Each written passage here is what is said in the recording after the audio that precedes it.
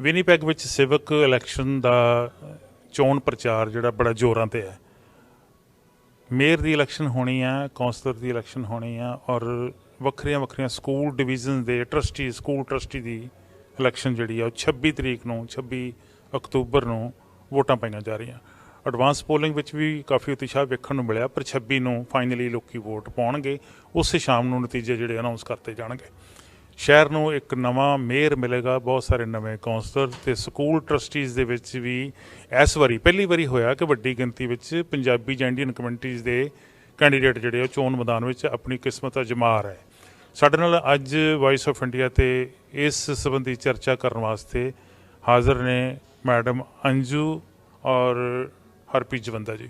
ਤੁਹਾਡਾ ਦੋਨਾਂ ਦਾ ਬਹੁਤ ਬਹੁਤ ਸਵਾਗਤ ਹੈ। ਸਤਿ ਸ਼੍ਰੀ ਅਕਾਲ ਜੀ। ਅਸੀਂ ਓਪਨ ਕਰ ਰਹੇ ਹਾਂ ਡਿਸਕਸ਼ਨ ਜੀ, ਲੋਕਾਂ ਦੇ ਵਿੱਚ ਖੜੇ ਹੋ ਕੇ ਡਿਸਕਸ਼ਨ ਕਰ ਰਹੇ ਹਾਂ। ਜਵੰਦਾ ਜੀ, ਇਸ ਇਲੈਕਸ਼ਨ ਦੇ ਵਿੱਚ, ਸਿਵਕ ਇਲੈਕਸ਼ਨ ਦੇ ਵਿੱਚ ਲੋਕਾਂ ਦੇ ਮੁੱਦੇ ਜਿਹੜੇ ਆ ਉਹ ਰੁਲ ਗਏ ਜਾਂ ਉਹਨਾਂ ਵੱਲ ਧਿਆਨ ਦਿੱਤਾ ਜਾ ਰਿਹਾ ਜਾਂ ਦੇਣਾ ਚਾਹੀਦਾ? ਕਿਹੜੇ ਮੁੱਦੇ ਮੇਨ ਹੈਗੇ ਆ ਜਿਨ੍ਹਾਂ ਦੇ ਉੱਤੇ ਤੁਸੀਂ ਸਮਝਦੇ ਹੋ ਕਿ ਸਾਡੇ ਲੋਕਾਂ ਨੂੰ, ਜਿਹੜੇ ਵੋਟਰ ਆ, ਉਹਨਾਂ ਨੂੰ ਫੋਕਸ ਕਰਨਾ ਚਾਹੀਦਾ ਔਰ ਕੈਂਡੀਡੇਟ ਨੂੰ ਕਹਿਣਾ ਚਾਹੀਦਾ ਕਿ ਇਹ ਗੱਲਾਂ ਸਾਡੀਆਂ ਜਿਹੜੀਆਂ ਉਹ ਬੜੇ ਲੰਮੇ ਸਮੇਂ ਤੋਂ ਲਟਕਦੀਆਂ ਆ ਰਹੀਆਂ ਮੰਗਾਂ, ਇਹਨਾਂ ਵੱਲ ਧਿਆਨ ਦਿੱਤਾ ਜਾਵੇ? ਦੇਖੋ ਜੀ, ਹਰ ਇੱਕ ਦੇ ਬੱਚੇ ਪੜ੍ਹਦੇ ਸਕੂਲ 'ਚ ਜਾਂ ਗ੍ਰੈਂਡ ਸੰਸ ਪੜ੍ਹਦੇ, ਗ੍ਰੈਂਡ ਡਾਟਰਸ ਪੜ੍ਹਦੀਆਂ ਹੈ ਨੇ, ਅਤੇ ਇਸ਼ੂਜ਼ ਤਾਂ ਕਾਫੀ ਹੈਗੇ ਨੇ। ਹੁਣ ਲੋਹਾ ਗਰਮ ਹੈ, ਹੁਣ ਮਾਰਨ ਦਾ ਟਾਈਮ ਹੈ ਨਾ ਜੀ। ਜੇ ਇਸ਼ੂਜ਼ ਦੀ ਗੱਲ ਕਰੀਏ ਤਾਂ ਗਰਾਊਂਡ ਲੈਵਲ 'ਤੇ ਜਿਹੜੇ ਸਭ ਤੋਂ ਵੱਡੇ ਇਸ਼ੂਜ਼ ਹੈਗੇ ਨੇ, ਇੱਕ ਤਾਂ ਹੈ ਜੀ ਕਿ ਸਕੂਲਾਂ ਦੇ ਸਾਹਮਣੇ ਜਿਹੜੀ ਪਾਰਕਿੰਗ ਦਾ ਬਹੁਤ ਵੱਡਾ ਇਸ਼ੂ ਹੈ ਜੀ। ਹਰ ਇੱਕ ਬੰਦਾ ਜਿਹੜਾ ਅਫੋਰਡ ਨਹੀਂ ਕਰ ਸਕਦਾ ਬੱਸ, ਅਗਰ ਬੱਸ ਤੋਂ ਡਿਸਕੁਆਲੀਫਾਈ ਹੋ ਜਾਂਦਾ ਫਿਰ ਉਹਨੂੰ ਆਪ ਡਰੋਪ ਕਰਨਾ ਪੈਂਦਾ ਉੱਤੇ। ਲੇਕਿਨ ਜਦੋਂ ਉਹਨੇ ਡਰੋਪ ਕਰਨੇ ਆ ਬੱਚੇ, ਉਹ ਇਹ ਤਾਂ ਹੈ ਨਹੀਂ ਕਿ ਉਹਨੂੰ ਅੱਧਾ ਕਿਲੋਮੀਟਰ ਦੂਰ ਛੱਡ ਕੇ ਚੱਲ ਜਾਏ, ਹੈ ਨਾ। Right at the spot, right at the entrance ਜਦੋਂ ਉਹ ਬੱਚਿਆਂ ਨੂੰ ਡਰੋਪ ਕਰਦੇ ਆ ਅਤੇ ਫਿਰ ਉਹਨਾਂ ਨੂੰ ਥੋੜ੍ਹੀ ਦੇਰ ਰੁਕਣਾ ਵੀ ਪੈਂਦਾ ਹੈਗਾ। ਜਦੋਂ ਰੁਕਦੇ ਨੇ, ਹਾਂਜੀ, ਜਦੋਂ ਰੁਕਦੇ ਨੇ ਵਿੰਟਰ 'ਚ, ਈਵਨ ਸਮਰ ਦੇ ਵਿੱਚ ਵੀ, ਜਦੋਂ ਉਹ ਜਿਹੜਾ ਬੈਨ ਹੈ ਜਿਹੜਾ ਸਲੋ ਵਾਲਾ ਜਾਂ ਨੋ ਪਾਰਕਿੰਗ ਵਾਲਾ ਬੈਨ ਐਕਟੀਵੇਟ ਹੁੰਦਾ ਹੈ, ਉਦੋਂ ਵੀ ਉਹਨਾਂ ਨੂੰ ਟਿਕਟਾਂ ਦਿੱਤੀਆਂ ਜਾਂਦੀਆਂ ਹਨ। ਔਰ ਟਿਕਟਾਂ ਦੇਣ ਦਾ ਤਰੀਕਾ ਬੜਾ ਟਰੈਚਰਸ ਜਿਹਾ ਹੈਗਾ, ਬੜਾ ਨਾ ਉਹ ਸਸਪੀਸ਼ੀਅਸ ਜਿਹਾ ਹੈਗਾ ਕਿ ਤੁਸੀਂ ਖੜੇ ਹੋ ਨੋ ਪਾਰਕਿੰਗ ਜ਼ੋਨ 'ਚ ਖੜੇ ਹੋ, ਚਾਹੇ ਤੁਸੀਂ ਫॉर द ਟਾਈਮਿੰਗ ਖੜੇ ਹੋ ਜਾਂ ਤੁਹਾਡੇ ਫਲੈਸ਼ਰ ਔਨ ਹੈਗੇ ਆ, ਜਾਂ ਕਿਸੇ ਕਾਰਨ ਕਰਕੇ ਅੱਗੇ ਤੁਹਾਨੂੰ ਹੈਡ ਅਪ ਨਹੀਂ ਮਿਲ ਰਿਹਾ ਹੈਗਾ ਅੱਗੇ ਜਾਣ ਵਾਸਤੇ, ਤਾਂ ਵੀ ਤੁਹਾਨੂੰ ਟਿਕਟ ਦੇਣ ਦਾ ਤਰੀਕਾ ਵੀ ਬੜਾ ਡਿਫਰੈਂਟ ਹੈਗਾ, ਹੈ ਨਾ। ਕਿ ਤੁਹਾਨੂੰ ਐਟ ਰੈਂਡਮ ਉਹਦੀ ਪਿਕਚਰ ਖਿੱਚ ਲਈ ਜਾਂਦੀ ਹੈ ਅਤੇ ਬਾਅਦ 'ਚੋਂ ਤੁਹਾਨੂੰ ਤੁਹਾਡੇ ਘਰੇ ਟਿਕਟ ਆ ਜਾਂਦੀ ਹੈਗੀ, ਜਿਹੜੀ ਬੜੀ ਪੇਨਫੁਲ ਹੈਗੀ। ਸਪੈਸੀਫਿਕਲੀ ਉਸ ਟਾਈਮ 'ਤੇ ਬੜੀ ਪੇਨਫੁਲ ਹੈ ਜਦੋਂ ਇਕਨੋਮਿਕ ਜਿਹੜੇ ਹਾਰਡਸ਼ਿਪਸ ਹੈਗੀਆਂ ਨੇ ਹਰ ਬੰਦਾ ਫੇਸ ਕਰ ਰਿਹਾ ਹੈ ਨਾ ਜੀ। ਸੋ ਇੱਕ ਤਾਂ ਇਹ ਇਸ਼ੂ ਹੈਗਾ। ਦੂਸਰਾ ਇਸ਼ੂ ਹੈ ਜੀ ਕਿ ਜਿਹੜੇ ਸਕੂਲਾਂ ਦਾ ਸਟੈਂਡਰਡ, ਜਿਹੜਾ ਸਕੂਲਾਂ ਦੇ ਵਿੱਚ ਜਿਹੜੇ ਨੇ ਸਪੈਸੀਫਿਕਲੀ ਜਿਹੜੇ, ਅਗਰ ਤੁਸੀਂ ਸੋਸ਼ੋ ਇਕਨੋਮਿਕ ਇਸ਼ੂਜ਼ ਲੈ ਕੇ ਚੱਲੋ, ਉਹਨਾਂ ਤੋਂ ਇਲਾਵਾ ਹੋਰ ਜਿਹੜੇ ਸਾਈਕੋਲੋਜੀਕਲ ਇਸ਼ੂਜ਼, ਜਿਸ ਤਰ੍ਹਾਂ ਬੁਲਿੰਗ ਹੁੰਦੀ ਹੈ ਜੀ, ਬਹੁਤ ਸਪੈਸੀਫਿਕਲੀ ਬੁਲਿੰਗ ਉਹਨਾਂ ਦੀ ਹੁੰਦੀ ਹੈ ਜਿਹੜੇ ਅਕਰੋਸ ਦਾ ਕੰਟੀਨੈਂਟ ਆਉਂਦੇ ਆ, ਜਿਨ੍ਹਾਂ ਦੀ ਡਰੈਸ ਦਾ ਜਿਹੜੀ ਕੰਡੀਸ਼ਨ ਹੈ, ਫੂਡ ਹੈ, ਲੈਂਗੁਏਜ ਹੈ, ਜਿਹੜਾ ਅਪੀਅਰੈਂਸ ਹੈ, ਜਿਹੜਾ ਬਾਡੀ ਲੈਂਗੁਏਜ ਹੈ, ਟੋਟਲੀ ਡਿਫਰੈਂਟ ਹੈਗੀ, ਜਿਨ੍ਹਾਂ ਨੂੰ ਅਸੀਮੀਲੇਟ ਹੋਣ ਲੱਗਿਆਂ ਟਾਈਮ ਲੱਗਦਾ ਹੈਗਾ ਅਤੇ ਉਹਨਾਂ ਨੂੰ ਕਾਫੀ ਬੁਲਿੰਗ ਕੀਤਾ ਜਾਂਦਾ ਹੈ। ਸਕੂਲਾਂ ਦੇ ਲੈਵਲ ਦੀ ਤੁਸੀਂ ਪ੍ਰੋਬਲਮ ਦੱਸੀ, ਸਿਵਕ ਇਲੈਕਸ਼ਨ ਨਾਲ ਸੰਬੰਧਿਤ ਬਹੁਤ ਸਾਰੀਆਂ ਹੋਰ ਲੋਕਾਂ ਦੀ, ਹਾਂਜੀ, ਸਿਵਿਕ ਦੀ ਵੀ ਮੈਂ ਗੱਲ ਕਰਦਾ ਜੀ, ਹਾਂਜੀ, ਸੜਕਾਂ ਦੀ ਗੱਲ ਹੈ, ਇਨਫਰਾਸਟ੍ਰਕਚਰ ਦੀ ਗੱਲ ਹੈ, ਉਹਨਾਂ ਵਿੱਚੋਂ ਕਿਹੜੀਆਂ ਗੱਲਾਂ ਇਸ ਤਰ੍ਹਾਂ ਜਿਨ੍ਹਾਂ 'ਤੇ ਫੋਕਸ ਕਰਨ ਦੀ ਲੋੜ ਹੈ? ਦੇਖੋ, ਉਹ ਇਸ਼ੂਜ਼ ਤਾਂ ਕਾਫੀ ਜ਼ਿਆਦਾ ਹੈ ਨੇ, ਬਹੁਤ ਜ਼ਿਆਦਾ ਇਸ਼ੂਜ਼ ਨੇ। ਮੈਂ ਪਹਿਲਾਂ ਅੰਜੂ ਹੋਰਾਂ ਨੂੰ ਸ਼ਾਮਲ ਕਰਦਾ। ਤੁਸੀਂ ਦੱਸੋ ਜਿਹੜੀਆਂ ਗੱਲਾਂ ਜਵੰਦਾ ਜੀ ਨੇ ਰੱਖੀਆਂ ਹੈਗੀਆਂ ਕਿ ਸਕੂਲ ਡਿਵੀਜ਼ਨ ਦੇ ਵਿੱਚ ਜਿਹੜੇ ਕੈਂਡੀਡੇਟ ਇਲੈਕਸ਼ਨ ਲੜਨ ਜਾ ਰਹੇ, ਉਹਨਾਂ ਦੇ ਸਾਹਮਣੇ ਇਹ ਇੱਕ ਕੁਐਸਚਨ ਹੋਣਾ ਚਾਹੀਦਾ ਕਿ ਤੁਸੀਂ ਜਿਹੜੇ ਸਕੂਲ ਦੇ ਬਾਹਰ ਪਾਰਕਿੰਗ ਲੋਕ ਪੇਰੈਂਟਸ ਨੂੰ ਬੱਚੇ ਡਰੋਪ ਕਰਨਾ ਆ ਜਾਂ ਪਿਕ ਕਰਨਾ ਆ, ਪ੍ਰੋਬਲਮ ਆਉਂਦੀ ਆ, ਜਾਂ ਬੱਸ ਸਰਵਿਸ ਦੀ ਪ੍ਰੋਬਲਮ ਹੈ, ਜਾਂ ਸਕੂਲਾਂ ਦੇ ਸਟੈਂਡਰਡ ਦੀ ਪ੍ਰੋਬਲਮ ਹੈ, ਉੱਥੇ ਬੁਲਿੰਗ ਹੁੰਦੀ ਹੈ, ਇਹਦੇ ਬਾਰੇ ਕੀ ਕਹਿੰਦੇ? वैसे तो जवांदा साहब ने पहले ही ऑलरेडी डिस्कस कर लिया है कि पार्किंग की जो इशू है वो तो बड़ी ही कॉमन है, and he explained everything already, I think so. But देखिए, जो स्कूल है, स्कूल एक ऐसी जगह है, चाहे पेरेंट्स जाना चाहें चाहे ना जाना चाहें, उनको उस जगह जाना ही है। उन्होंने बच्चों को छोड़ने जाने, क्योंकि हर सब पेरेंट्स जो भी है, बच्चे उनका एक फोकस होते हैं लाइफ का, everybody is doing for the kids, अपना काम छड़ के भी जाते हैं। हाँ, वो हर कुछ करके, कोई छोड़ने जा रहा है, कोई ग्रैंड पेरेंट्स छोड़ने जा रहे हैं। सो स्कूल की फैसिलिटीज़ सबसे ज़्यादा अच्छी होनी चाहिए, या कोई अच्छा होटल हो ना हो, अच्छा सिनेमा हॉल हो ना हो, कोई डिस्को हो ना हो, कोई मॉल हो ना हो, बट स्कूल में सभी तरीके की फैसिलिटीज़ बच्चों के लिए होनी चाहिए, पेरेंट्स के लिए होनी चाहिए, क्योंकि देखिए सीधी सी बात है, हमारे पास जो बंदे आ रहे हैं वो सेकंड लैंग्वेज लेके यहाँ आ रहे हैं, जैसे कोई पंजाबी है या हिंदी है या फिलिपिनोज की तकालो लैंग्वेज है। तो सबसे पहले तो इनको ये जो कम्युनिकेशन की प्रॉब्लम है, कुछ तो स्कूल हल करते भी है, which I know that already, but कुछ ऐसी चीज़ें, कोई ट्रांसलेटर एवरी टाइम उन्हें वहाँ रखने चाहिए, कोई उनको ऐसे, क्योंकि ये इशू है बड़े कॉम्प्लिकेटेड, बच्चे से रिलेटेड चीज़, अगर माँ ने बच्चे की परेशानी समझी नहीं, टीचर समझा नहीं पाई और समझी नहीं, तो स्कूल खत्म हो गया, इशू ही खत्म हो गया, फायदा कोई नहीं। कोई मैटर नहीं है। एक तो ये लैंग्वेज बैरियर, और ये ज़रूरी है कनाडा के लिए। Canada is known for multiculturalism, तो यू कैन स्टॉप दैम कि नहीं आप पायलट्स पास करेंगे, या जो पेरेंट है या मदर है, ग्रैंड पेरेंट्स हैं, क्योंकि ग्रैंड पेरेंट्स हैं बच्चों के, हमारे कम्युनिटी में बच्चे की बहुत टेक केयर करते हैं। You can't expect them at the age of 70 वो इंग्लिश सीखेंगे या बोलेंगे, या वो तो कालो लैंग्वेज बोल रहे हैं, वट एवर आई वो। सो इसलिए सबसे बड़ी प्रॉब्लम है कि बच्चों के बीच में और मदर के बीच में और टीचर के बीच में एक ट्रायंगल जैसा कोऑर्डिनेशन होना चाहिए, चीज़ें बहुत क्लियर होनी चाहिए, क्योंकि मैं बैक होम मैं भी टीचर रही हूँ। सो जो भी हमारे ट्रस्टी जीत के आए, जो भी आए, बहुत वेलकम है उनका, तो उनको सबसे पहले इन इश्यूज़ का ध्यान रखना है।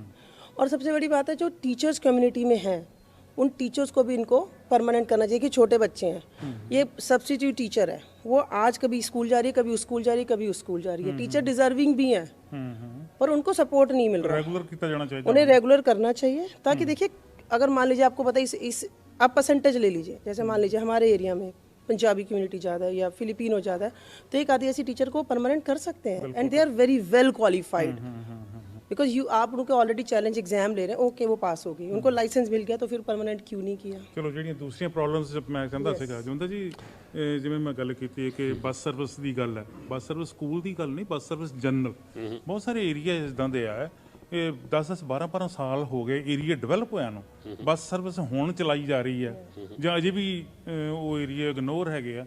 ਔਰ ਕਈ ਵਾਰੀ ਕੀ ਹੁੰਦੇ, ਜਿਹੜੇ ਕਾਉਂਸਲਰ ਆ ਉਹ ਆ ਕੇ ਇੱਕ ਬੱਸ ਚਲਾ ਦਿੰਦੇ ਤੇ ਉਹ ਕਹਿੰਦੇ ਆ ਵੀ ਘਰੋਂ ਘਰੀ ਜਾ ਕੇ ਨੌਕ ਕਰਕੇ ਦੱਸ ਦੇ ਕੇ ਆਏ, ਦੇਖੋ ਜੀ ਅਸੀਂ ਸਰਵਿਸ ਸ਼ੁਰੂ ਕਰਵਾ ਦਿੱਤੀ, ਪਰ ਉਹ ਤਾਂ 12 ਸਾਲ ਬਾਅਦ ਹੋਈ, 14 ਸਾਲ ਬਾਅਦ ਹੋਈ। ਬੜੇ ਏਰੀਏ ਇਦਾਂ ਦੇ ਹੈਗੇ, ਹੋਰ ਵੀ ਹੈ। ਇਸ ਤੋਂ ਇਲਾਵਾ ਸੜਕਾਂ ਦੀ ਗੱਲ ਆਉਂਦੀ ਹੈ, ਬਹੁਤ ਸਾਰੀਆਂ ਸੜਕਾਂ ਜਿਹੜੀਆਂ ਉੱਤੇ ਪੈਥ ਹੋਲ ਹੁੰਦੇ ਆ, ਉਹ ਰਿਪੇਅਰ ਹੀ ਨਹੀਂ ਕੀਤੇ ਜਾਂਦੇ, ਸੜਕਾਂ ਨੂੰ ਰਿਪੇਅਰ ਹੀ ਨਹੀਂ ਕੀਤਾ ਜਾਂਦਾ।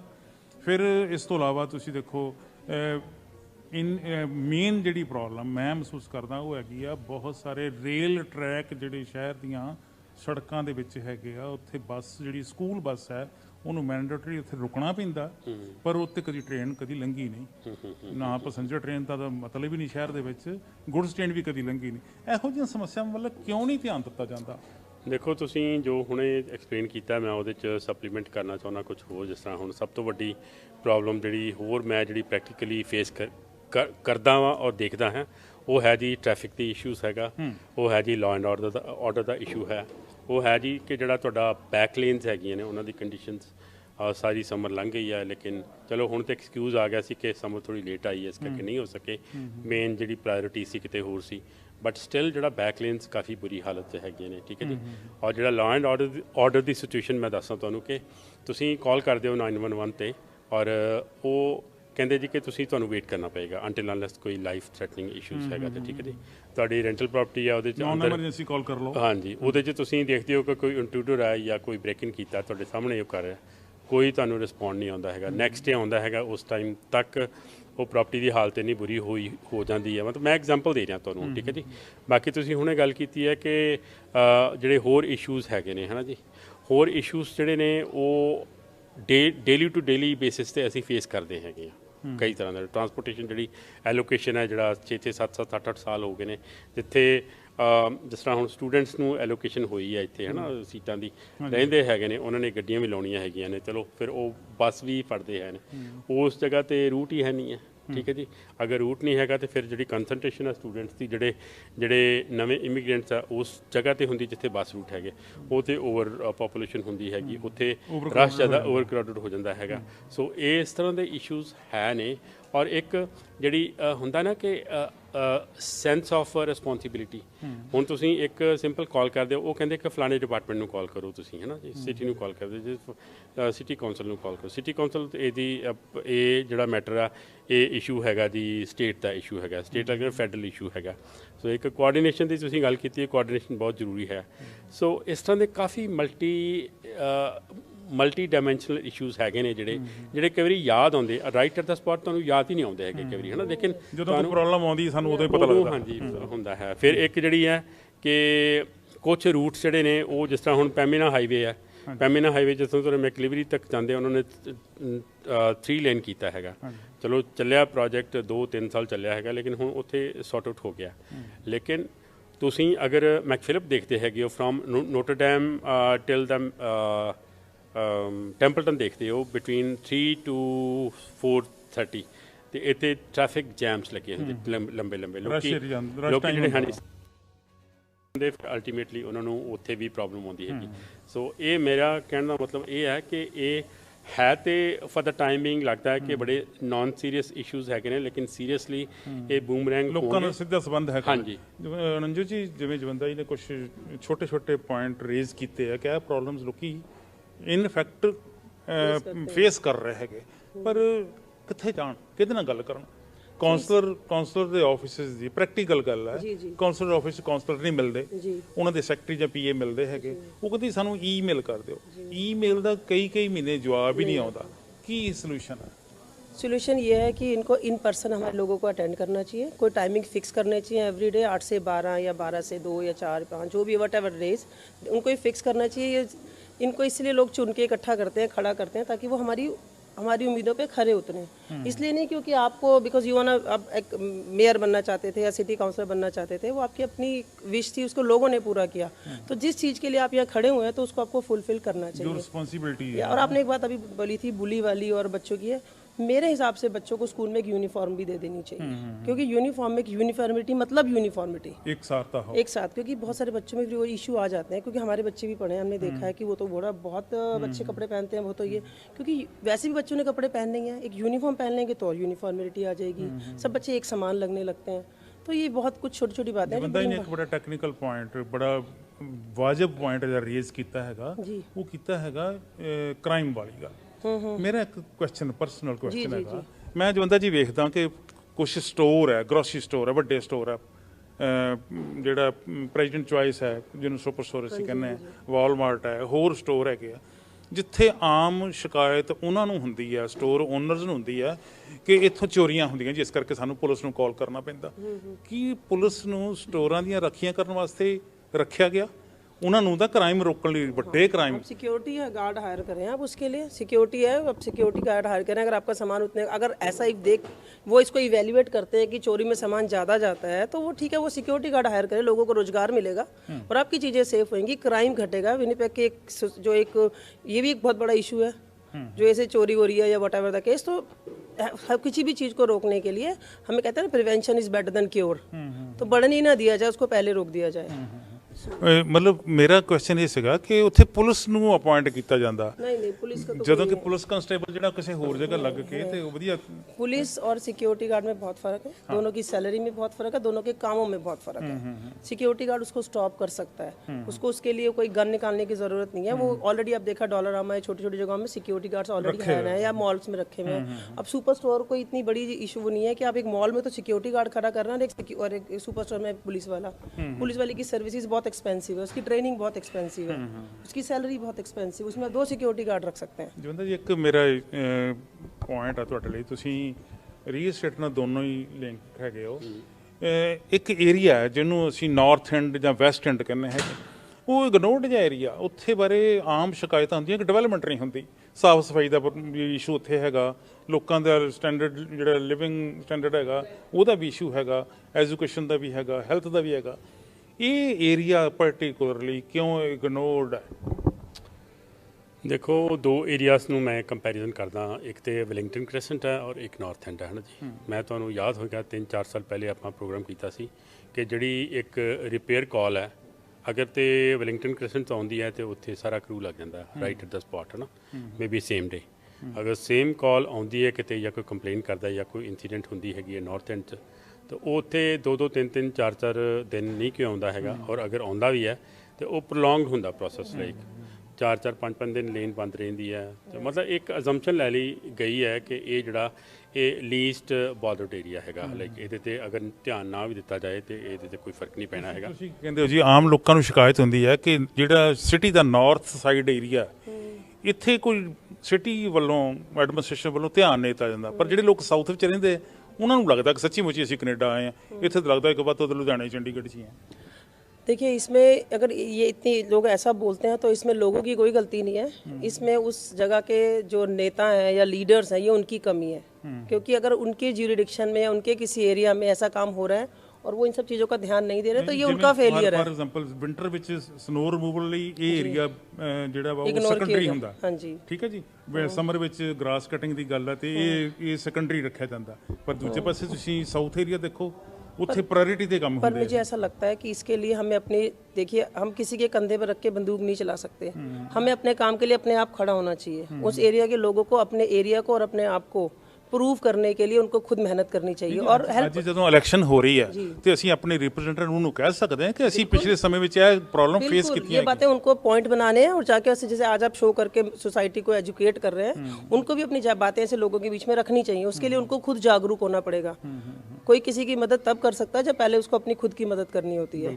तो इसलिए उन एरिया के जो लोग हैं उनको जागरूक होना चाहिए, उनको उसके लिए बात करनी चाहिए सोसाइटी में अपनी कंप्लेंट्स, फिर वो कंप्लेंट्स की लिस्ट दिखानी चाहिए कि आपने हमसे ये सोच के वोटें ली थी।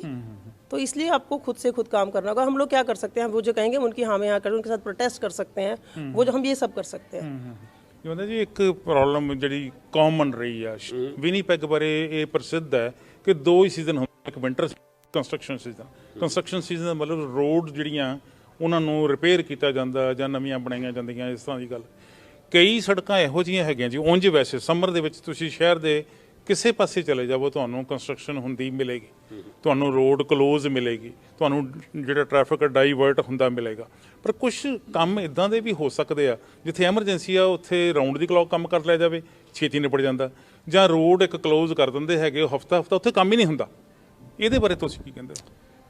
ਦੇਖੋ, ਪ੍ਰੈਕਟੀਕਲੀ ਤਾਂ ਮੈਂ ਕਈ ਵਾਰ ਦੇਖਦਾ ਕਿ ਲੰਮੀਆਂ ਬ੍ਰੇਕਾਂ ਤੇ ਜਾਂਦੇ EMPLOYEES ਹੁੰਦੇ ਆ, ਕਰੂ ਖੜੇ ਹੁੰਦੇ ਆ ਸਵੇਰ ਤੋਂ ਲੈ ਕੇ ਸ਼ਾਮ ਤੱਕ। ਸੇਮ ਅਗਰ ਮਾਰਨਿੰਗ ਤੁਸੀਂ ਲੰਘੇ ਹੈਗੇ ਹੋ, ਸ਼ਾਮ ਨੂੰ ਤੁਸੀਂ ਵਾਪਸ ਆਏ ਹੋ, ਤਾਂ ਤੁਸੀਂ ਦੇਖਦੇ ਹੋ ਕਿੰਨਾ ਕੰਮ ਹੋਇਆ, ਨੈਗਲੀਜੀਬਲ ਹੋਇਆ ਹੁੰਦਾ। ਅਕਾਊਂਟੇਬਿਲਿਟੀ ਸੈੱਟ ਕਰਨੀ ਬਹੁਤ ਜ਼ਰੂਰੀ ਹੈ। ਯੂਨਿਟੀ ਆਫ ਡਾਇਰੈਕਸ਼ਨ ਜਿਹੜੀ ਹੈ, ਯੂਨਿਟੀ ਆਫ ਕਮਾਂਡ ਜਿਹੜੀ ਹੈ, ਕਿਹੜਾ ਬੰਦਾ ਕਿਹਨੂੰ, ਇਹਦੇ ਬਾਰੇ ਦੇਖੋ ਆਮ ਬੰਦਾ ਪਾਰਟਿਸਿਪੇਟ ਕਰਕੇ ਨਹੀਂ ਦੱਸ ਸਕਦਾ ਵੀ ਤੁਸੀਂ ਇਸ ਤਰ੍ਹਾਂ ਕੰਮ ਕਰੋ।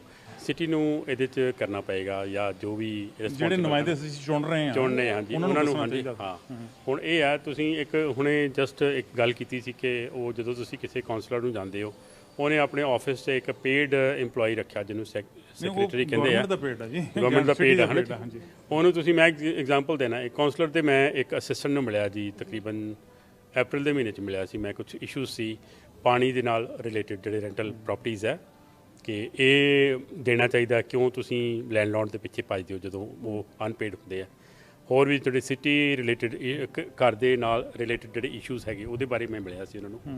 ਤੇ at the end of the meeting of the 2 hours ਉਸ ਬੰਦੇ ਨੇ ਕਿਹਾ ਜੀ ਕਿ ਮੈਨੂੰ ਤੁਸੀਂ ਈਮੇਲ ID ਦੇ ਦਿਓ ਆਪਣਾ, I'll call you back after getting all the information. Sir ਹੁਣ ਦੇਖ ਲਓ, ਟਿਲ ਰਾਈਟ ਨਾਓ ਕੋਈ ਕਿਸੇ ਨੇ ਕਾਲ ਨਹੀਂ ਕੀਤਾ, 6 ਮਹੀਨੇ ਤੋਂ ਕੋਈ ਰਿਸਪੌਂਸ। ਇੱਕ ਬੜਾ ਵਧੀਆ ਇਹਨਾਂ ਨੇ ਇਸ਼ੂ ਰੇਜ਼ ਕੀਤਾ ਕਿ ਪ੍ਰਾਪਰਟੀ ਤੁਸੀਂ ਰੈਂਟ ਤੇ ਦਿੰਦੇ ਹੋ, ਟੈਨੈਂਟ ਜਿਹੜਾ ਹੈਗਾ ਤੁਹਾਡਾ ਵਾਟਰ ਬਿੱਲ ਜਾਂ ਇਲੈਕਟ੍ਰਿਸਿਟੀ ਬਿੱਲ ਪੇ ਨਹੀਂ ਕਰਦਾ, ਓਵਰਡਿਊ ਹੋ ਗਿਆ।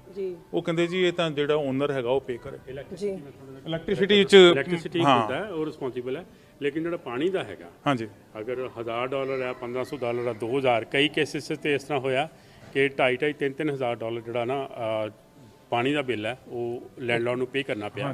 ਔਰ ਬੜਾ ਪੇਨਫੁਲ ਹੁੰਦਾ ਹੈ। ਅਗਰ $1000 ਉਹ ਸਾਰਾ ਜਿਹੜਾ ਟੈਕਸ ਦੇ ਵਿੱਚ ਜਾਂਦਾ, ਉਹਨੂੰ ਇਹ ਵੀ ਪਤਾ ਹੈ ਕਿ ਜਿਹੜਾ ਬੰਦਾ ਰਿਸਪੌਂਸਿਬਲ ਹੈ ਇਸ ਵਾਸਤੇ ਪਾਣੀ, ਉਹ ਸਾਹਮਣੇ ਉਹਦਾ ਐਡਰੈਸ ਵੀ ਪਤਾ ਉਹਨੂੰ ਹੈ, ਲੇਕਿਨ ਸਿਟੀ ਕਹਿੰਦੀ ਕਿ ਨਹੀਂ ਅਸੀਂ ਉਹਦੇ ਪਿੱਛੇ। ਇਹ ਕੀ ਚੇਂਜ ਨਹੀਂ ਹੋਣ ਦੀ ਲੋੜ? ਪੁਰਾਣੇ ਬਾਬੇ ਆਦਮ ਵੇਲੇ ਦਾ ਕਾਨੂੰਨ ਬਣਿਆ। सर देखिए, कानून इसीलिए बदले जाते हैं कि जो चीज़ें, हर बार कोई परफेक्ट नहीं होता। मान लीजिए कुछ चीज़ें कमियां रह गई तो उनको ये सब चीज़ें मिलकर ये कौन करेगा? चेंज कर लेना चाहिए, चेंज करना ही चाहिए। और ये सब कौन करेगा? ये जो हमारे जो हम जिनको चुन के यहाँ भेजते हैं पार्लियामेंट में, उन्होंने ये इशू रखने हैं। पहले तो सबसे बड़ी बात है वो खुद कन्वेंस होने चाहिए, वो खुद आके पर्सनली आपसे बात करें, उनको खुद को इस चीज़ के लिए जागरूक होना पड़ेगा। जी हमें बोलना है जाके, बिल्कुल उनको पता, और वो चुप लगा के बैठ जाएंगे तो काम नहीं बनेगा। ਜਿਵੇਂ ਜੀ ਇੱਕ ਪ੍ਰੋਬਲਮ ਹੋਰ ਹੈ ਸਿਟੀ ਦੇ ਵਿੱਚ, 600 ਤੋਂ ਲੈ ਕੇ 700 ਤੱਕ ਪ੍ਰਾਪਰਟੀਆਂ ਜਿਹੜੀਆਂ ਵੇਕੈਂਟ ਪਈਆਂ, ਯਾਨੀ ਘਰ ਹੈ ਖਾਲੀ ਹੈ, ਦੂਜੇ ਚੌਥੇ ਦਿਨ ਉੱਥੇ ਅੱਗ ਲੱਗਣ ਦੀ ਖਬਰ ਆ ਜਾਂਦੀ ਹੈ। ਉਹ ਸਿਟੀ ਉਹਦੇ ਤੇ ਕਿਉਂ ਨਹੀਂ ਕੋਈ ਇਦਾਂ ਦਾ ਕੰਟਰੋਲ ਕਰਦੀ? ਕਿ ਉੱਥੇ ਉਹ ਵੇਕੈਂਟ ਨਾ ਰਹਿਣ, ਉਹਨਾਂ ਦੇ ਓਨਰ ਲੱਭੇ ਜਾਣ, ਉਹਨਾਂ ਨੂੰ ਸਲਾਹ ਦਿੱਤੀ ਜਾਵੇ ਕਿ ਛੋਟੀ ਮੋਟੀ ਰਿਪੇਅਰ ਕਰਕੇ ਇਹਨੂੰ ਰੈਂਟ ਆਊਟ ਕੀਤਾ ਜਾਵੇ ਤਾਂ ਕਿ ਨੁਕਸਾਨ ਨਾ ਹੋਵੇ। ਹੁਣ ਜਦੋਂ ਅੱਗ ਲੱਗਦੀ ਹੈ ਜੀ, ਗੁਆਂਢੀਆਂ ਦੇ ਘਰਾਂ ਤੋਂ ਵੀ ਸੇਕ ਲੱਗਦਾ, ਪੁਲਿਸ ਉੱਥੇ ਜਾਂਦੀ ਹੈ, ਫਾਇਰ ਵਾਲੇ ਜਾਂਦੇ ਆ, ਐਂਬੂਲੈਂਸ ਜਾਂਦੀ ਹੈ, ਕਈ ਵਾਰ ਇੱਦਾਂ ਦੀਆਂ ਪ੍ਰੋਬਲਮਸ ਆਉਂਦੀਆਂ। ਇਹਦੇ ਬਾਰੇ ਤੁਹਾਡਾ ਕੀ ਖਿਆਲ? ਦੇਖੋ ਵੈਨਕੂਵਰ 'ਚ ਇੱਕ ਇਹਨਾਂ ਨੇ ਲਾ ਇੰਟਰੋਡਿਊਸ ਕੀਤਾ ਹੈ ਕਿ ਅਗਰ ਤੁਹਾਡੀ ਪ੍ਰਾਪਰਟੀ 2 ਮਹੀਨੇ ਤੋਂ ਵੱਧ ਵੇਕੈਂਟ ਹੈ ਤੁਹਾਨੂੰ ਇੱਕ ਵੈਕੈਂਸੀ ਟੈਕਸ ਹੁੰਦਾ ਉਹ ਪੇ ਕਰਨਾ ਪੈਂਦਾ ਹੈਗਾ, ਕਿਉਂਕਿ ਉੱਥੇ ਇੱਕ ਨਵਾਂ ਟ੍ਰੈਂਡ ਸੀ ਕਿ ਲੋਕੀ ਇਨਵੈਸਟ ਕਰਕੇ ਬਾਏ ਕਰਕੇ ਵੱਡੀ ਅਪਾਰਟਮੈਂਟ ਬਿਲਡਿੰਗ ਜਿਹੜੀ ਆ ਉਹਨੂੰ ਵੇਕੈਂਟ ਛੱਡ ਦਿੰਦੇ ਸੀ ਕਿ ਥੋੜਾ ਐਪਰੀਸ਼ੀਏਟ ਹੋਏਗਾ, ਫਿਰ ਉਹਨੂੰ ਟਰਨਓਵਰ ਕਰ ਦਾਂਗੇ ਇਹਨੂੰ, ਹੈ ਨਾ ਜੀ। ਲੇਕਿਨ ਇੱਥੇ ਥੋੜਾ ਜਿਹਾ ਸਿਨੈਰੀਓ ਡਿਫਰੈਂਟ ਹੈ। ਇੱਥੇ ਇਹ ਹੈ ਕਿ ਅਗਰ ਤੁਸੀਂ ਕੋਈ ਰੈਂਟ 'ਤੇ ਪ੍ਰਾਪਰਟੀ ਦਿੱਤੀ ਹੈ ਅਤੇ ਉਹਦੇ 'ਚ ਸਾਲ 1.5 ਸਾਲ ਰਹਿ ਕੇ ਬੰਦਾ ਗਿਆ ਹੈ ਅਤੇ ਉਸ ਤੋਂ ਬਾਅਦ ਤੁਹਾਨੂੰ ਪਤਾ ਲੱਗਦਾ ਹੈ ਕਿ ਇੱਥੇ ਕਾਫੀ ਡੈਮੇਜ ਹੋ ਗਿਆ, ਉਹਨੂੰ 2 ਜਾਂ 3 ਮਹੀਨੇ ਨੋਰਮਲੀ ਲੱਗ ਜਾਂਦੇ ਹੈਗੇ ਰਿਸੈਸੀਟੇਟ ਕਰਨ ਵਾਸਤੇ, ਨਾ ਬੈਕ ਟੂ ਦਾ ਨੋਰਮਲ ਕਰਨ ਵਾਸਤੇ। ਲੇਕਿਨ ਉਸ ਦੇ ਦੌਰਾਨ ਜਦੋਂ ਉਹ ਪ੍ਰਾਪਰਟੀ ਜਿਹੜੀ ਐਡਵਰਟਾਈਜ਼ ਹੋ ਜਾਂਦੀ ਹੈ ਜਾਂ ਉਹਦੇ ਬਾਰੇ ਇੱਕ ਓਪੀਨੀਅਨ ਬਣਨ ਦੀ ਖਾਲੀ ਹੈ, ਜਾਂ ਤਾਂ ਉਹ ਲੋਕੀ ਜਿਹੜਾ ਗਾਰਬੇਜ ਆ ਉਹ ਡੰਪ ਕਰਨਾ ਸ਼ੁਰੂ ਕਰ ਦਿੰਦੇ ਐਟ ਦ ਬੈਕ, ਕ੍ਰਾਈਮ ਦੇ ਚਾਂਸਸ ਹੈਗੇ। ਈਵਨ ਕੁਝ ਪ੍ਰਾਪਰਟੀ ਸਿਸਟਮ ਵੀ ਦੇਖਿਆ ਗਿਆ ਕਿ ਉਹ ਬ੍ਰੇਕ ਇਨ ਕਰਕੇ ਅੰਦਰ ਉਹ ਟੀਕੇ ਟਕੇ ਲਾ ਕੇ ਸਰਿੰਜਾਂ ਤੁਹਾਨੂੰ ਮਿਲਦੀਆਂ ਹੈ ਨਾ ਜੀ। ਔਰ ਥਰਡ ਚੀਜ਼ ਇਹ ਹੈ ਕਿ ਕਈ ਵਾਰੀ ਪਲੰਬਿੰਗ ਚੋਰੀ ਹੋ ਜਾਂਦੀ ਹੈ। ਫੋਰਥ ਚੀਜ਼ ਇਹ ਹੈ ਕਿ ਵਾਰੀ ਅੱਗ ਲੱਗ ਜਾਂਦੀ ਹੈ, ਅੱਗ ਵੀ ਫਰ ਫਨ ਸੇਕ ਲਗਾ ਦਿੰਦੇ ਹੈਗੇ। ਤੇ ਅਲਟੀਮੇਟਲੀ ਕੀ ਹੈ ਕਿ ਉਹ ਕੋਲੈਕਟਿਵ ਜਿਹੜਾ ਇੰਸ਼ੋਰੈਂਸ ਹੈ ਸਾਰੇ ਲੋਕਾਂ ਦੀ, ਵੈਕੈਂਸੀ ਜਿਹੜੀ ਹੈ ਵੇਕੈਂਟ ਇੰਸ਼ੋਰੈਂਸ ਜਿਹੜੀ ਉਹ ਵੱਧ ਜਾਂਦੀ ਹੈਗੀ ਹੈ ਨਾ। ਕਈ ਏਰੀਆ 'ਚ ਇਹ ਵੀ ਦੇਖਿਆ ਗਿਆ ਕਿ ਇੰਸ਼ੋਰੈਂਸ ਕੰਪਨੀਜ਼ ਨੇ ਰਿਫਿਊਜ਼ ਹੀ ਕਰਤਾ ਕਿ ਆਪਾਂ ਇਸ ਨਹੀਂ ਹਾਂ ਕਰਨਾ ਹੀ ਨਹੀਂ ਹੈ, ਇੰਸ਼ੋਰੈਂਸ ਨਹੀਂ ਕਰਨੀ। ਸੋ ਇਹ ਹੈ ਕਿ ਅਗੇਨ ਮੈਂ ਇੱਕ ਚੀਜ਼ 'ਤੇ ਮੈਂ ਜ਼ੋਰ ਦਊਂਗਾ ਕਿ ਆਪਾਂ 2-3 ਸਾਲ ਪਹਿਲੇ ਇੱਕ ਪ੍ਰੋਗਰਾਮ ਕੀਤਾ ਸੀ ਕਮਿਊਨਿਟੀ ਪੁਲਿਸਿੰਗ 'ਤੇ, ਕਮਿਊਨਿਟੀ ਪੁਲਿਸਿੰਗ 'ਤੇ ਹੈ ਨਾ। Instead of getting 10 people from out of the area, ਤੁਸੀਂ ਅਗਰ ਇੱਕ ਬੰਦਾ ਪੁਲਿਸ 'ਚ ਕਮਿਊਨਿਟੀ ਉਸ ਏਰੀਆ ਦੇ ਲਾ ਲਓ, ਉਹਨੂੰ 10 ਬੰਦੇ ਨਾਲ ਜ਼ਿਆਦਾ ਪਤਾ ਹੋਏਗਾ ਵੀ ਕਿਹੜਾ ਬੰਦਾ ਹੈ, ਕਿੱਥੇ ਹੈ, ਕਿਹੜਾ ਸਭ ਪਤਾ ਹੋਏਗਾ। ਸੋ ਕਮਿਊਨਿਟੀ ਪੁਲਿਸਿੰਗ ਜਿਹੜੀ ਹੈ ਉਹਨੂੰ ਬੂਸਟ ਅਪ ਕਰਨ ਦੀ ਲੋੜ ਹੈ। ਅਗਰ ਕਮਿਊਨਿਟੀ ਪੁਲਿਸਿੰਗ ਕਰਦੇ ਹੋ, ਇੱਕ ਤਾਂ ਇੰਪਲੋਇਮੈਂਟ ਦੇ ਬਣੇਗਾ ਹੈ ਨਾ ਜੀ, ਇੱਕ ਤੁਹਾਨੂੰ ਉਸ ਏਰੀਆ ਦੇ ਨਾਲ ਇੰਟਰੈਕਸ਼ਨ ਹੋਏਗੀ, ਤੀਜਾ ਜਿਹੜਾ ਕ੍ਰਾਈਮ ਰੇਟ ਵੀ ਘੱਟ ਹੋਣ ਦੇ ਚਾਂਸਸ ਹੈਗੇ ਆ। ਲਾਸਟ ਕੁਐਸਚਨ ਅੰਜੂ ਜੀ ਮੈਂ ਤੁਹਾਡੇ ਕੋਲ ਪੁੱਛਣਾ ਜੀ, ਸਿਟੀ ਦੇ ਚਫੇਰੇ ਡਿਵੈਲਪਮੈਂਟ ਹੋ ਰਹੀ ਹੈ, ਡਿਵੈਲਪਮੈਂਟ ਇਨ ਦੀ ਸੈਂਸ ਘਰ ਬਣ ਰਹੇ ਆ ਜੀ, ਧੜ ਬਣ ਰਹੇ ਆ, ਬੜੀ ਡਿਵੈਲਪਮੈਂਟ ਹੋ ਰਹੀ ਆ, ਘਰ ਲੋਕੀ ਲੈ ਰਹੇ ਹੈਗੇ ਆ, ਕੀ ਇਹਨੂੰ ਸਿਟੀ ਦੀ ਡਿਵੈਲਪਮੈਂਟ ਮੰਨਿਆ ਜਾਵੇ ਜਾਂ ਕੋਈ ਡਿਵੈਲਪਮੈਂਟ ਹੋਰ ਵੀ ਹੁੰਦੀ ਕੋਈ? जी सर, सिटी की डेवलपमेंट है और सिटी की डेवलपमेंट है, साथ में ये हमारी देखिए ये जितनी भी डेवलपमेंट होती है ये इम्प्रूवमेंट है। हमारे यहाँ जितने लोग आ रहे हैं ये उनके लिए है। इससे बहुत सारी चीज़ें डेवलप होती है, जैसे जमानदा जी कहते हैं एम्प्लॉयमेंट उसका डेवलप होता है, बच्चों के स्कूल बन रहे हैं, टीचर्स को एम्प्लॉयमेंट मिल रहा है, बिजनेसेस। सो इसलिए इस डेवलपमेंट को, और एक चीज़ और मैं कहना चाहती हूँ, मैं आपसे इशू, जैसे मान लीजिए बहुत सारी न्यू डेवलपमेंट बन रही है, स्कूल इसके बहुत सालों बाद जाके बनते हैं। जैसे दिन आपने डेवलपमेंट करी उससे पहले आप स्कूल की नींव रखें, बिल्कुल, क्योंकि मैंने ऐसे हम स्कूल, जैसे हॉस्पिटल, लाइब्रेरी, चलिए कम्युनिटी सेंटर, सारा कुछ होना चाहिए। सबसे पहले स्कूल, सबसे पहले जैसे स्कूल होने से ये होता है ना कि लोग कंफर्टेबल हो जाते हैं। उस जगह की वैल्यू बढ़ना घटना दूसरी चीज़ है, मगर लोगों को कंफर्ट जोन है। अगर आप हमारे एरिया में जगह नहीं है, आप चले जाए मेपर्स में जगह नहीं है या एम्बर्टिस में जगह नहीं है, जो लोग नया घर खरीद रहे हैं, बना रहे हैं, कुछ भी कर रहे हैं, उनके बच्चों को भेजने के लिए उन्हें फिर वापस आना पड़ता है। तो इस डेवलपमेंट को सपोर्ट करने के लिए भी हमें ऐसी चीज़ों की बड़ी सख्त ज़रूरत है। इस टॉपिक ਤੇ ਤੁਸੀਂ ਦੱਸੋ ਜੀ। ਮੈਂ ਦੋ ਚੀਜ਼ਾਂ ਨੂੰ ਮੰਨਦਾ ਜੀ, ਇੱਕ ਤਾਂ ਐਕਸਪੈਂਸ਼ਨ ਹੁੰਦੀ ਹੈ ਜੀ, ਡਿਵੈਲਪਮੈਂਟ ਜਿਹੜੀ ਹੈ, ਇੱਕ ਹੁੰਦੀ ਹੈ ਕਿ ਜੋ ਆਲਰੇਡੀ ਏਰੀਆ ਸੈਟਅਪ ਹੋ ਗਿਆ ਹੈ ਜਾਂ ਜਿਹੜਾ 50 ਸਾਲ 60 ਸਾਲ 70 ਸਾਲ ਪੁਰਾਣਾ ਏਰੀਆ ਉਹਨੂੰ ਮੇਨਟੇਨ ਕਰਨਾ ਹੈ ਨਾ ਜੀ, ਮੇਨਟੇਨੈਂਸ ਐਂਡ ਐਕਸਪੈਂਸ਼ਨ ਹੈ ਨਾ।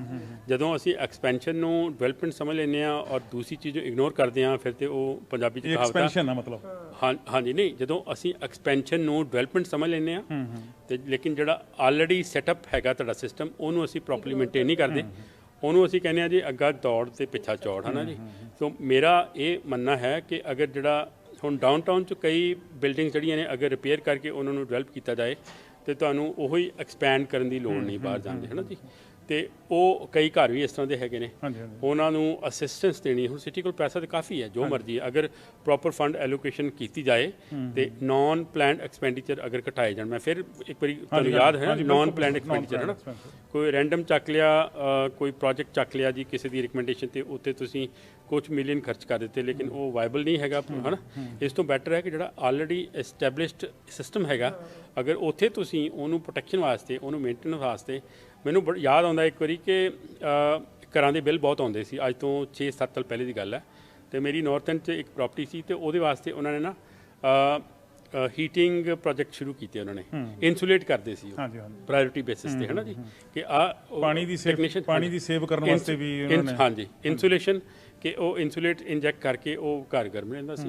ਜੇ ਇੱਕ ਘਰ ਦੇ ਵਿੱਚੋਂ ਤੁਸੀਂ ਤਕਰੀਬਨ ਤੁਸੀਂ $1000 ਵੀ ਪਰ ਈਅਰ ਬਚਾ ਲਿਆ ਇਸ ਕਰਕੇ, ਮੇਰੇ ਖਿਆਲ 'ਚ ਇਸ ਤਰ੍ਹਾਂ ਦੇ ਮਲਟੀਫੇਰੀਅਸ ਪ੍ਰੋਜੈਕਟ ਜਿਹੜੇ ਨੇ ਉਹ ਲੈ ਜਾ ਸਕਦੇ ਨੇ, ਰਾਦਰ ਦੈਨ ਕਿ ਤੁਸੀਂ ਕਹੋ ਜੀ ਕਿ ਸਾਡਾ ਵੈਸਟ ਸੇਂਟ ਪਾਲ ਤੋਂ ਵੀ ਅੱਗੇ ਹੋ ਗਿਆ ਜੀ, ਫਲਾਣਾ ਜਗ੍ਹਾ ਹੋ ਗਿਆ। That doesn't makes any difference. Perimeter ਤੋਂ ਬਾਹਰ ਲੰਘ ਗਿਆ, ਇਹ ਕੋਈ ਡਿਵੈਲਪਮੈਂਟ ਨਹੀਂ ਹੈ, ਇਹ ਡਿਵੈਲਪਮੈਂਟ ਨਹੀਂ, ਆਲਰੇਡੀ ਸਿਸਟਮ ਡਿਵੈਲਪ ਹੈਗਾ, ਠੀਕ ਹੈ, ਉਹਨੂੰ ਮੇਨਟੇਨ ਕਰਨਾ। ਠੀਕ ਹੈ, ਇਹ ਜੀ ਸਾਰੀਆਂ ਜਿਹੜੀਆਂ ਅਸੀਂ ਗੱਲਾਂ ਡਿਸਕਸ ਕੀਤੀਆਂ, ਪ੍ਰੋਬਲਮ ਡਿਸਕਸ ਕੀਤੀਆਂ, ਇਹਦਾ ਸਿੱਧਾ ਸੰਬੰਧ ਆਮ ਲੋਕਾਂ ਨਾਲ, ਆਮ ਸ਼ਹਿਰੀਆਂ ਨਾਲ, ਸਿਟੀਜ਼ਨ ਦੇ ਨਾਲ ਹੈ, ਵਿਨੀਪੈਗ ਦੇ ਸਿਟੀਜ਼ਨ ਦੇ ਨਾਲ ਹੈ, ਵੱਖਰੇ ਏਰੀਏ 'ਚ ਜਿੱਥੇ ਵੀ ਉਹ ਰਹਿੰਦੇ।